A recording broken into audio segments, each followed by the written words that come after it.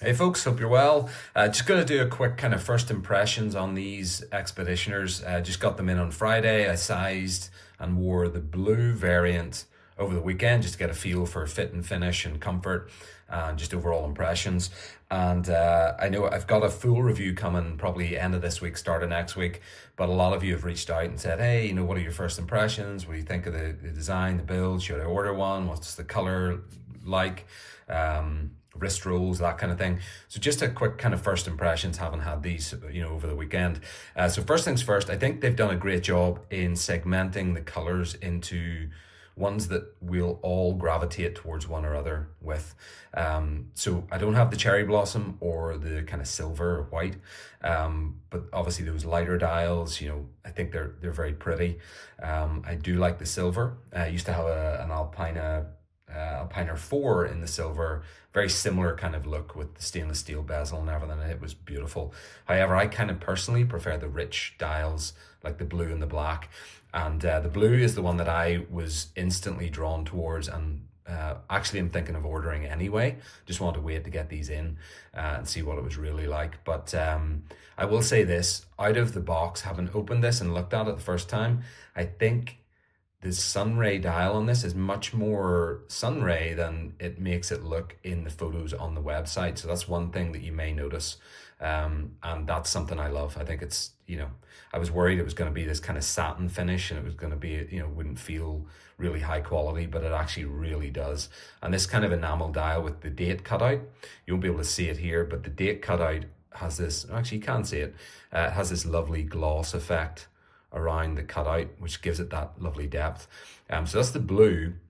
The black now is mysterious black, as they call it, right? So it looks black, but when the light hits it, it is absolutely green.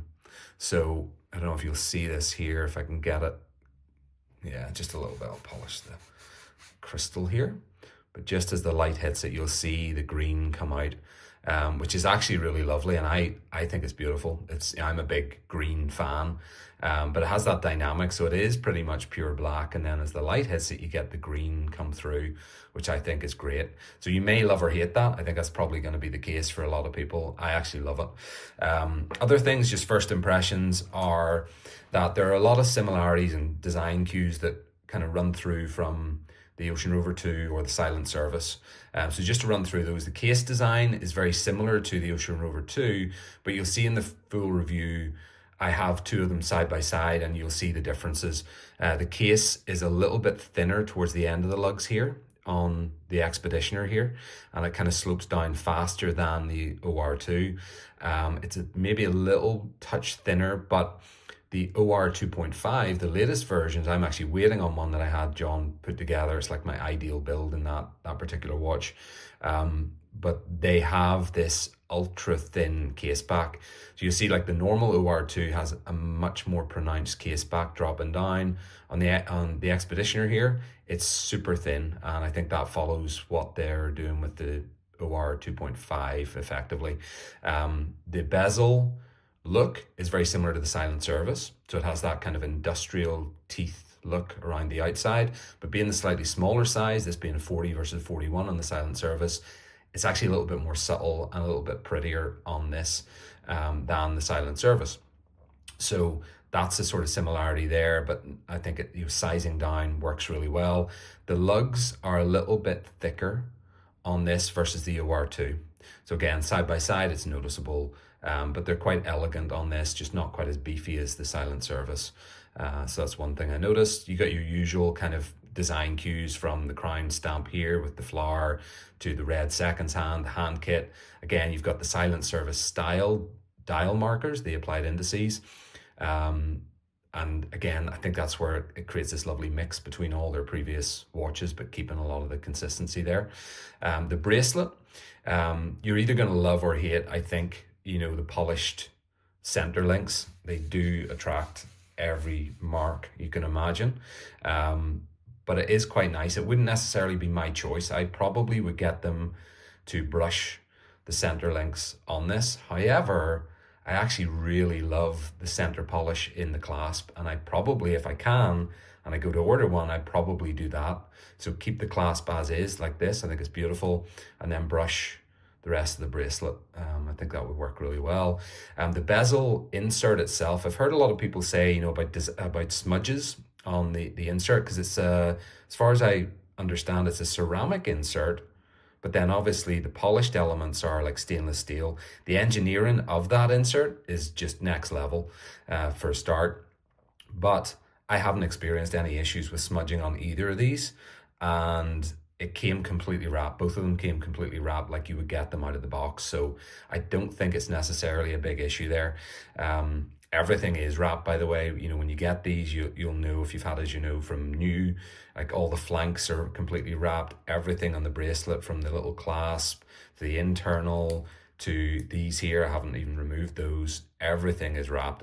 It's quite the attention to detail in terms of protecting it and making it feel like a little bit of a nice unwrapping experience. Love the case back, just very simple, classic, again, ultra thin. I think it's like 11 mil thick, and that's insane for the quality of the movement and everything like that. So they've done a great job with that. One more thing on the bezel action is it kind of follows what they've been doing recently. So it's honestly sublime when you hear it and feel it. It's almost like a glide, very tactile. You do feel the click a little bit, but it's almost more like a sonic element to it. You're thinking like some of the other relief style bezels on watches I've owned, like the Oris Aquis Date Relief. I mean, the engineering on that watch is nothing compared to this. It's not even in the same league. The bezel action is very ratchety and kind of clunky. Again, this is a different level for something that you'd probably end up paying around the same price for. So those are things I definitely noticed. The bracelet then, the one thing I will say, and this has happened on some of the OR2s I've had as well from new, when they come out of the box, they're a little bit squeaky. Don't know if you'll hear it. A little bit of a squeak. However, in my experience, even when that does happen out of the box on the OR2s, it does settle over wearing it over like a week or so. It just, the screws will kind of, ease in, whatever the oil is kind of working through there. And then it becomes this beautifully smooth wrap around your wrist. So I'm hoping that the same is true of this. Again, I've only worn it for a couple of days, so I'm expecting that to happen over the next number of days, and I'll report on that in the review as well. So that was the only other impression I had. The taper is very elegant, so it goes quite thin quite soon here compared to, say, an OR2 or certainly the Silent Service. So it's a much more elegant kind of wear on these watches. I'll do a quick wrist check roll for you, because I know a lot of people have been asking about that. So that's it, kind of on the wrist sized. And there you go, on like a 7-inch wrist. So definitely, in my opinion, a little bit of a larger wear compared to the OR2, even though they're both 40 mil. But I think the bezel insert on this being kind of lighter makes it feel larger on the wrist. Again, the lugs are slightly different, a little bit thicker. That probably helps as well. But it's definitely not as large to wear as the Silent Service, which is in itself, the case style and so on is quite slab-like. So this is a nice balance in between. If maybe the OR2 was slightly small for you, Silent Service is slightly large, this is right in the middle in terms of wearability. So that's just an initial thought there. But overall, just very, very impressed. You'll see in the main review I love the subtlety of these dials, how pretty they are. They've done a great job, honestly, and everything else is just the attention to detail, the engineering of the bezel, the action that they're using, micro adjustments on the bracelets, of course, I use. Again, I think it's just every watch should have something like that that's just, on the fly. But overall, super impressed. Love the dials. I mean, they really pop. And that lovely kind of black going to green is really, really subtle. This would be my choice personally, the blue.